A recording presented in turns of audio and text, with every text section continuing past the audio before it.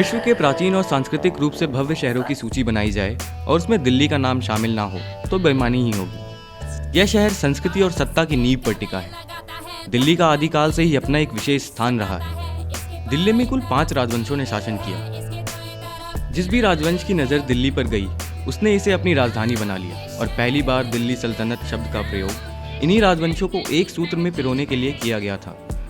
पहला राजवंश था ममलूक राजवंश, उसके बाद खिलजी राजवंश, फिर तुगलक राजवंश और फिर सैयद राजवंश और आखिर में अफगान लोदी राजवंश। दिल्ली शहर को ऐतिहासिक इमारतों का शहर भी कहा जा सकता है। शहर में करीब 1300 इमारतें हैं जो इस बात की पुष्टि करती हैं। मगर ये बात अलग है कि हम मुश्किल से 100 को भी जानते हैं। दिल्ली में कई किले और इमारतें स्थित हैं जो इसके स्वर्णिम इतिहास की गवाही देती हैं।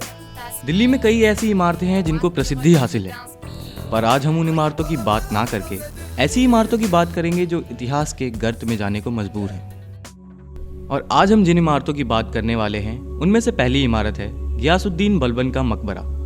यह मकबरा महरौली दिल्ली में स्थित है। इसका निर्माण कार्य 1287 ईस्वी में हुआ था।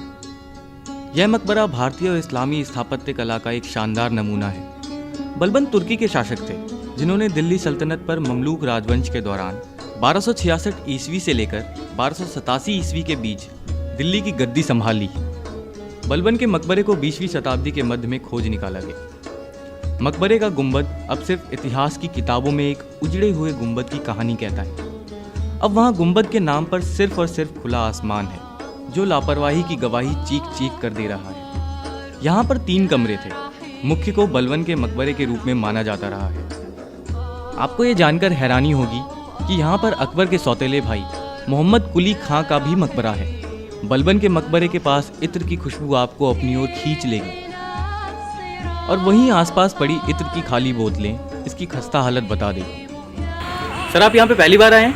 जी, मैं यहाँ पहली बार आया। देखिए, आकर के तो अच्छा लगा, लेकिन बहुत सारी चीज़ें ऐसी दिखी जो कि अच्छा नहीं लगी। इनकी स्थिति काफ़ी दयनीय है। बलबन के मकबरे को देखा जाए तो उसकी स्थिति ऐसी नहीं लग रही है कि जब वर्तमान स्थिति में छोड़ा गया तो 2-4 साल बाद अपने अस्तित्व को स्वतः खो बैठेगा। ऐसी परिस्थितियों में इनका गवर्नमेंट की तरफ से और ख़ासतौर जनता को की तरफ से इनका संरक्षण होना चाहिए। पहली बात कि इन मकबरों को लेकर के गवर्नमेंट पुरातत्व विभाग के माध्यम से इस पर अपना ध्यान आकर्षित करे और इन मकबरों का पुनरुद्धार कराए।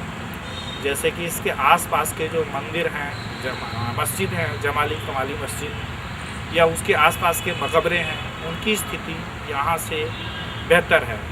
उन्हीं मकबरों के समान भी इन मकबरों का भी संरक्षण किया जाना चाहिए।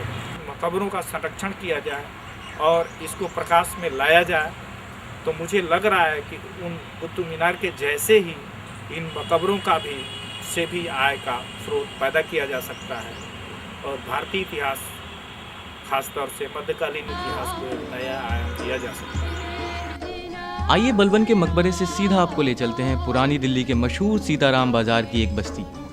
उसका नाम है बुलबुले खाने। वैसे तो ये भी पुरानी दिल्ली की तंग और सकुचाई गलियों जैसी ही है, परंतु इस जगह की अपनी एक खास पहचान है और वो पहचान है एक महिला से। और वो इतिहास की एक लौती महिला शासक जिन्होंने दिल्ली पर हुकूमत की और वो नाम है रज़िया सुल्तान। यह माना जाता है कि रज़िया सुल्तान के भाई बैरम शाह ने उनकी मृत्यु के पश्चात इसका निर्माण कराया था। यहाँ पर रज़िया सुल्तान के मकबरे के अलावा 2 छोटी कब्रें भी हैं, संभवतः बच्चों की। रज़िया सुल्तान का मकबरा ऐसा लगता है मानो इतिहास के अंधेरों में गुम सा हो गया है। रज़िया सुल्तान के मकबरे पर मतभेद है क्योंकि ऐसा माना जाता है कि हरियाणा के करनाल में लड़ाई के दौरान रज़िया सुल्तान को वहीं पर दफना दिया गया। अब ये जांच का विषय है कि उनकी वास्तविक कब्र यहाँ पर बुलबुले खाने में है या फिर करनाल में। रज़िया सुल्तान के मकबरे को ऐसी स्थिति में देखना दुखद है। दिल्ली शहर में ही एक और किला अपने आप को सहेजे हुए है और ये किला है तुगलकाबाद का किला। गियासुद्दीन तुगलक द्वारा तुगलक राजवंश में बनाया गया यह किला करीब 6.5 किलोमीटर के दायरे में फैला हुआ है। इस किले का निर्माण दिल्ली सल्तनत के 5वें ऐतिहासिक शहर तुगलकाबाद में किया गया। यहाँ आपको कुछ अजीब देखने को मिलेगा जो आपने बाकी किलों में नहीं देखा होगा। यह किला टुकड़ों में बटा हुआ है। यह एक जगह ना होकर जगह जगह पर बटा है और इसके पीछे जो कारण माना जाता है वो काफ़ी हैरान कर देने वाला है। ऐसा माना जाता है कि सूफी संत हजरत निजामुद्दीन औलिया का श्राप है। आइए मैं आपको इसके पीछे की कहानी बता दूं। हजरत निजामुद्दीन औलिया अपनी बावली का निर्माण करा रहे थे। उसी दौरान गियासुद्दीन तुगलक उन्होंने दिल्ली के सारे कारीगरों को अपने किले के निर्माण कार्य में लगवा दिया, जिससे हजरत निजामुद्दीन औलिया की बावली का काम रुक गया। इससे कुपित होकर उन्होंने श्राप दे दिया कि तुम्हारा ये किला हमेशा टुकड़ों में बटा रहेगा। पर असलियत क्या है शायद यह कोई भी नहीं बता सकता। यहाँ पर कभी 52 दरवाजे हुआ करते थे, पर आज केवल इनकी संख्या 13 रह गई।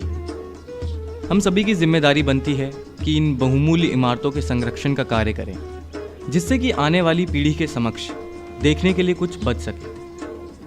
ये माना जा सकता है कि हर एक ऐतिहासिक धरोहर और इमारत पर ध्यान देना संभव नहीं है, पर आर्थिक नज़रिए से सोचे तो ये इमारतें आय का नायाब स्रोत हो सकती हैं। हमको चाहिए कि ऐसी इमारतों को गंदा ना करें और अवैध निर्माण जैसे गैर कानूनी कार्य ना करें। ऐसी कई इमारतें गर्त में जाने को मजबूर हैं,